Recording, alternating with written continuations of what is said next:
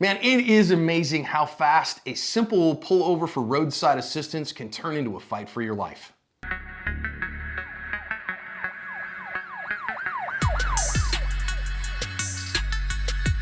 Hi everyone, welcome to today's Dashcam lesson here at Active Self Protection. I'm your host, John Correa. And I'm your co-host, Mike Williver. Today's video comes to us from Mount Vernon, Illinois. To win the fight after the fight, you need help. After a use of force, I trust Firearms Legal Protection to help me win the fight for the rest of my life. From their 24/7 attorney-answered hotline to coverage for the use of all legal tools, Firearms Legal Protection has you covered. Get a discount by signing up at the link below. As the dash cam begins, what has happened here is this car is broken down on the side of the road and the state trooper has pulled over to render assistance.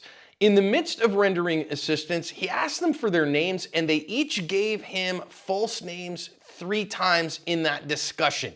We're gonna listen to the badge cam audio, or the dash cam audio rather, as he figures out who these people actually are, and then we'll come back with lessons. There's no reason to lie to us when we're just trying to help. The only thing I was trying to do is help. You guys could have been long down the road, probably 15, 20 minutes ago down the road, if you would have just said, here's my ID, and been done, right? Yes. It would have solved so much. But you guys have... No, he's going back and forth. It adds. Moving forward. Not all cops are bad. Right? I've been very... It's okay. No, you've been nothing like... Yeah, but you can't just assume. I had a herniated disc. I mean, I kind of just... Let me go check it real quick, okay. Brandon.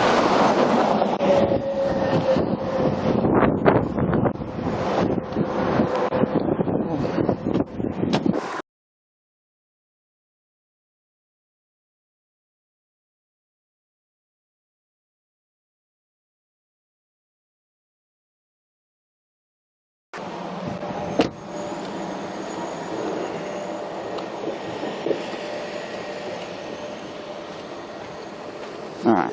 Hey, Brandon. Hey, how you doing? All right. I want to have you turn around for a minute.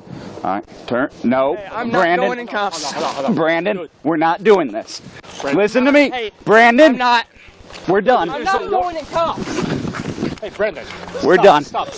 No. Brandon. No. Stop. Brandon. What? Stop. Stop. If you don't stop, I'm adding charges to you. Charged with resistance. You're going to get extra charges. Stop. All right, Brandon, we're done. We're done. Get your hand. Stop. Go left. Stop resisting. Brandon. Stop. Christine, stay out of the car. Do it. Christine, stay out of the... What are you doing? Christine, stay out of the car. Protecting me. We had bear spray. Christine, please step backwards. Stop. Please hit. Please let Stop. me It's go, just a stupid... please. Christine, please step back. I'm begging Yes. you. Stop. Christine, Stop. listen to me. Please, I'm I need you to begging stop. Please back up for me. I'm begging you. Back up for me. Please, I'm begging you. Stop. Don't do Christine. this. I can't. We're gonna die. No, you're not. We Christine, are gonna die. I need They're you to trying back. to kill us. They tried to kill us in there. Ducoin X. Please don't. Please. Ducoin X83. Send additional. Please don't. You're gonna have to bear spray me. Stop. Christine, get out of that car. Christine, deal with her. Christine, back up. I was in the military. You're gonna have to shoot me. I'm not fucking going.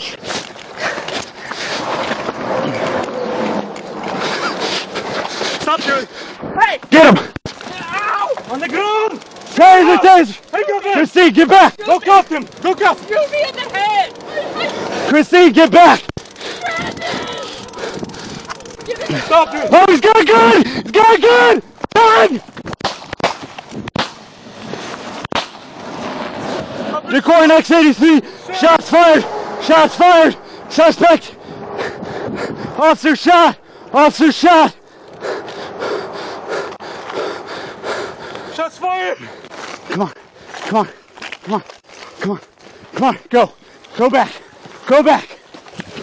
Get back. Get back behind my car. Good. Come to find out, both of the people in this car were wanted on aggravated assault with a firearm warrants. The woman also had some kind of felony firearms charge, both out of the state of New Mexico. And that's why they wanted to fight, and that's why they gave false names. The perp did hit one of the officers with one of his rounds. That officer did make a full recovery, and the other officer was accurate with his fire, and so our perp here, he took the Subaru challenge, temperature challenge in this one, and they did then arrest the girlfriend without any further ado.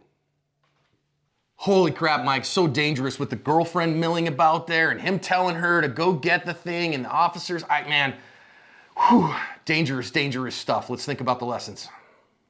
First things first here, I know some people are going to ask, well, wait a minute, why did he even have to ask for their names or get an ID from them? This was a consensual encounter. Yes, but actually they are pulled over on the side of the road. They're parking where they're not supposed to park. And so the officer is investigating what's going on here. Secondarily, I mean, even in a casual conversation, if consensual, when an officer says, oh, what's your name? And all of a sudden you go, Jim Smith, then that gives an officer reasonable articulable suspicion that something is wrong. And then he can start investigating. He's got reasonable suspicion. So there are a number of places. I know plenty of departments that won't allow an officer to help without identifying the people in the car so that he knows he's safe. And I think incidences like this are exactly why they do that, Mike. Absolutely, John. You know, as a police officer, as a sheriff's deputy, after you've been told 37 times by 37 different suspects that the pants they're wearing are in fact not theirs, so the dope in the pocket belongs to someone else, you kind of lose a little trust in the general public, and this is a good example of that. But you know what? These officers aren't obligated to stop and help. I would say to the person, hey, I just need your ID real quick before we proceed. And if they say no, I'd be like, all right, well, you have a good night. I got to go now because I'm not going to sit here on the side of the road at whatever time it is, 2 a.m, with someone. I don't know if they have warrants. I don't know what they're, man, I can't talk today, what they are possibly wanted for. And as it turns out, these two were both wanted for serious, violent criminal offenses. So I understand people, the libertarian people in our audience, myself being among them, don't like the idea that, hey, are you helping me or are you investigating me right now? Well, as it turns out, it's kind of both. And listen, incidences like this are exactly why officers do that. So I want our general public to recognize when an officer comes up and says, you know, hey, I'd love to help, but I need to identify you first. This is why he or she does that kind of thing, and it makes a lot of sense. Now we got to talk about where everything went wrong here. So he decides, I need to arrest this guy. And he decides, I'm going to put my hands on him and close distance with him. And I do think this is a mistake because you don't know if he's compliant yet. And so my preference here, and Mike, I'd love to hear your take on it, would be to verbally say, okay, I need you to turn around and put your hands behind your back because you're under arrest. And if he does that, then you know he's compliant. If he starts backing up, hey man, I don't want any problems, puts his hands out, or starts running, now you know the problems that you have, but putting your hands on him softly like this gives him the opportunity to set the pace of resistance. Yeah, agreed. There's two things I think could have been done better here. And again, I always sometimes watch back on our videos. I listen to my own commentary and I cringe because I sound like I'm mad or like I'm coming down really hard on the officer. And it's just my passion. I just want everyone, all the officers to get all the training and all the training points. So forgive me if I sound that way. I don't mean to. Two things that could have been done here. One, the trooper who's on the left with his hat, with a hat on, I would like to have seen him reposition to the other side of this person so we can each grab a wrist at the same time if that's what we're going to do. Even better, like you said, John, this is what I always did, was say, hey man, you got a warrant, you got to come with me, turn around, put your hands behind your back, and I'm 3, 4, 5 feet away, far enough away they can't punch me, right? Can't sucker punch me. And then I'm going to let the suspect determine how the rest of this contact is going to go. And 99 times out of 100, it's like, oh yeah, my bad, hands behind the back, cuff up, dust you off, take you to jail, not a big deal. But that 1 out of 100, that gave me the opportunity to find out what their intentions were. And if they were bad, I knew that before I was injured by them. And I was able to, use deploy pepper spray or something else to avoid all this rolling around on the ground. And listen, officers, hear me. Take your defensive tactics seriously and go beyond your defensive tactics. Get yourself to some BJJ, get yourself to some catch wrestling, get yourself to some Sambo training, something like that. So that, catch wrestling, anything, because a good body lock here with a trip takes this guy down and makes this really a non-event. And I mean that, and I get it, right? Life is hectic, and I think these officers are trying their best, but notice how much from here they are going to just absolutely struggle because you want to get this guy on the ground. You know, it's one of the principles that I love from John Danaher, who's, you know, the absolute nerd of jiu-jitsu. He says we get somebody off their feet to remove their explosiveness and their power. And that's 100% true, man. We got to get this guy on the ground so then that way he can't resist us like this. A good body lock and a good trip makes this a whole lot of different thing, but they're struggling because they don't know to do that. So please hear me, officers, as much defensive tactics as they'll give you, take it and take some on your own, because in situations like this, it may not even be enough to keep somebody out of the car to keep from getting a gun like this. Yeah, agreed. And this was really painful to watch because, you know, you and I are both watching it thinking, oh, real quick, do this, real quick, do that, do something other than what you're doing, because what you're doing is not working. It's very hard to get one-on-one, to get someone into custody who doesn't want to be in custody, to get them in a position to handcuff them and handcuff them one-on-one. Two-on-one is a little bit better, but not that much better. But if you don't have the tools in your toolkit, the actual physical tools, the locks, the controls, that sort of thing that you learn in the academy and you reiterate in DT, if those things aren't something that you've done recently in training, it's a perishable skill. If you're highway patrol, you probably don't arrest that many people that are generally fighting with you, as opposed to, say, city police or a county sheriff. You're doing a lot of DUIs. So it could be a long time before you go and have a scuffle on the side of the road. So that sort of thing needs to be trained, whether it's in your department or whether it's on your own, as John said, jiu-jitsu, wrestling, something outside of your department. And here we see something that happens with some frequency. We grab a hold of an article of clothing. In this case, it's a sweater or a long sleeve shirt. Other times it's a jacket, it's sweatpants or whatever. And, 1 minute you think you have a hold on the guy, and the next minute what you're holding is a sweater with nobody in it. And listen, I think this is a good argument that says, wait a minute, some of my jiu-jitsu training, if I'm going to go that route, should be no gi. Because, again, you may not always have the lapels to grab onto or something like that. I think both are good, gi and no gi. But, a little bit of time in no gi is really good for you. Number two, where is that woman? You notice she's kind of gotten in the midst of things, which when she was right in the midst of things, I think you had every right to punch that woman in the mouth as hard as you could to get her out of that fight. But now she's in the car with the gun. Now, they don't know that there's a gun in there yet, I don't think. But man, what a chaotic thing. Again, another reason, if I take this down early, if I get a little bit of force early enough that when he starts resisting, I get a great body lock and takedown, then I prevent all this and all this risk and all this danger. But if I don't have those skills and all of a sudden I've got a hold of his shirt and nothing but his shirt, well, now what am I going to do? So this is why I just reiterate again, please, your empty-handed skills as police officers is important. Your department will not give you enough of it in order to protect you on the street. You're going to have to do that on your own, and I'm sorry for that, but they just won't accept the liability of your training. So please get to class, because it could save your life or save your partner's life or keep you from ending up getting in a shooting and you end up instead in just a grappling match, which is far preferable in this case. All right, let's move on. Enough of those lessons. Now we're sitting and thinking about, okay, the taser worked. For a second, Mike, it did. Like, he got the taser out, pops the guy, best use case scenario. It worked, but as soon as he fell over, the taser barbs come out, he loses contact and the dude pops right back up. I really wish the first officer who's on the left here would have had the presence of mind to absolutely start a polyester pileup on this guy at this point. Yeah, I mean, it was very frustrating to watch for the first time, because I'm watching this guy hit the ground face down, which is perfect. He's literally proned out. He didn't mean to be, but he is. And all you need is a second to get him in that position, and then it's time to put knees on shoulder blades, knees on shoulders, whatever. Get on top of him. But both those guys had dropped a knee onto his back at that point. The odds of him getting back up are very, very slim, but they didn't do that. It almost seems like they're afraid to do their job. It almost seems like they're afraid to apply the level of violence that's needed in order to get this guy into custody. Now, I won't opine as to why that is. I have no idea. But we're seeing more and more of this. And one last thing about this. Close-fisted punch, a closed hand punch to the face is a great tactic, and I hardly ever see it used anymore. There's a couple times during this struggle I feel like they could have punched this guy in the neck, punched him in the face or whatever to stun him long enough that he stops fighting for that half a second it takes to get him into custody. It didn't happen. In this particular instance, you can see the officer starting to pull away. You can see the trooper starting to pull away from the guy because he sees the gun. I can't tell you enough. If you are in contact with him and you see him starting to pull a gun, I think the default answer should be to drive in on that gun. And now I am a whirling dervish of pain. I am absolutely in a fight for my life.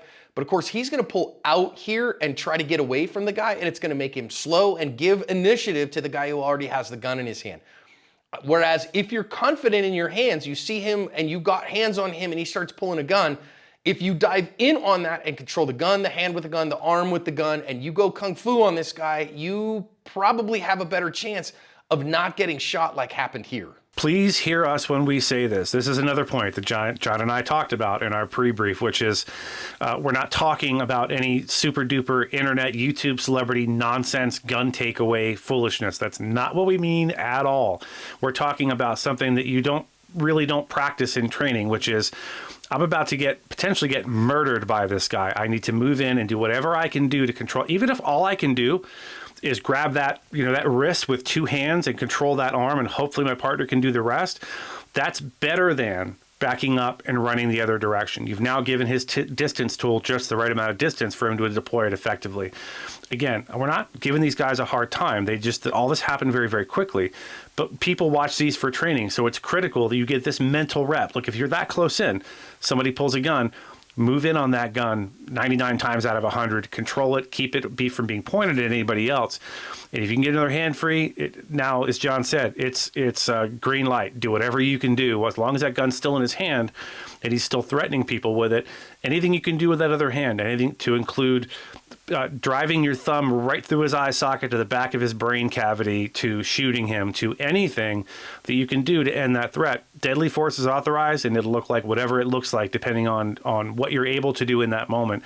Unfortunately, he didn't drive in, he moved back, which I think is a natural reaction. So that's why I'm not giving him too much of a hard time. I think it is a natural reaction, but I want you to notice now the task is move 12 feet back, draw a gun, and here what we see at 2.09 seconds is when the perp got his shot off. That shot hit his partner. So it's gonna definitely slow you down. I know we talk about draw to first shot times, but those aren't draw to first shot times when you're backing up a significant space, right? If I gotta move 12, 15 feet, something like that, that will significantly lengthen my draw times. And so at 2.08 seconds, the bad guy gets a vote here, friends. And this is one of the reasons we say that a professional standard is 1.5.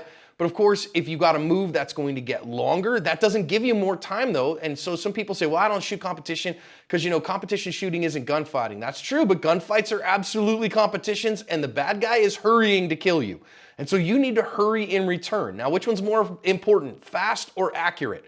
The answer is yes. I want a bucket full of both. There is not a compromise. You want to be as fast as you possibly can and as accurate as you possibly can at all times. So here the officer gets his shot off at 3.2 seconds from the time that he started pulling away. 3.2 seconds, I think that given the task that he did is probably a reasonable time frame, but it's just too slow. If you don't dive in, your best hope as you pull out is probably something like a 3-second draw and first hit. The officer got his hit. I'm proud of him for that. I think that that's excellent marksmanship, and it got the guy to stop shooting and it ended the threat. Kudos to him for that, but the bottom line, Mike, is that it just wasn't fast enough to prevent the officer from being shot, which is why we don't recommend it. Yeah, I don't know what more to say about it at this point, other than this is your mental rep, officers and deputies and state troopers. You're seeing this now, just like we saw the guy, get tased on the freeway and get run over. And now I said it then, I'll say it now. This is your mental rep. You're seeing this for the first time, then if it happens to you, you know what to do. Don't disengage and move away. If you're that close and you got a hand on the guy, control that gun. That didn't happen, and so this officer ended up getting shot. By the way, no guarantee this officer makes that first shot and ends the threat. Or if he makes 2 or 3 shots and the threat just doesn't slow down, any of those things are possible. They didn't happen, but they're possible. So just something to keep in mind. I also want to say, listen, the officer that's on the ground in the center, in the middle, has been shot, okay? Very serious. And I'm not giving him a hard time at all. I am saying this is how important emotional fitness is. Because you can see for those probably 5 seconds, 6 seconds there on the ground, he's kind of wallowing around wondering what happened. He doesn't have a gun in his hand. He's kind of just laying there, kind of figuring out what happened to him. Emotional fitness is not what happened to me. It's I'm awake. What can I do right now to make myself safer? What can I do right now to improve my position? He will eventually come back around when his partner grabs a hold of him to be able to get up and get himself to a safe place and all that stuff. But that emotional fitness, incredibly important to get back on as fast as you possibly can. He absolutely needs that in spades right now. Absolutely, John. This is a great point. I just got done interviewing, and by the time this airs, the podcast will be live on the app and on Spotify and everywhere else. A guy named Raul out of Phoenix. This guy was just off, he wasn't a police officer or anything. He was just a guy at a party, man. And somebody showed up and started opening fire out of nowhere. This guy got shot through the eye, John. The guy blew his eye out, and he managed to get his gun out and end that threat after going through all of that.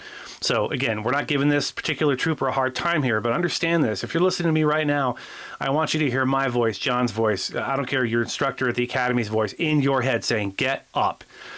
Get up and finish this fight right now. It doesn't matter what you've been through. It doesn't matter how much you're bleeding. This threat has to stop before anything else happens, before we can get an ambulance on the way, before we can get you a tourniquet or a pack, a wound.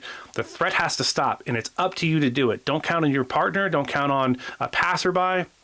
You might as well be alone in the world. You assess the threat and end it, and then we can worry about being in shock. People talk about, oh, I was in shock in that moment. Listen, you can't afford to be in shock in that moment. You need to press through it, break your tunnel vision, break that shock, or whatever it is that's got a hold over you that makes you lay there and not do anything. Get up and finish the fight. Fortunately for this officer, this trooper, the other officer, the other trooper's fire did go where it needed to go to end the threat. But if not, man, I'd hate to see what would have happened. Yeah, I agree with that 100%. I also think, great reminder here, good job teamwork by this trooper. He's like, hey man, I need to get this partner to a place of cover, and he looks like he's been hit. So he does a really good job of that. Once you know the threat has ended, this is when your medical kit becomes critically important. And how much time do you want to spend digging around in your patrol cruiser for your med kit? The answer to that is 0 seconds.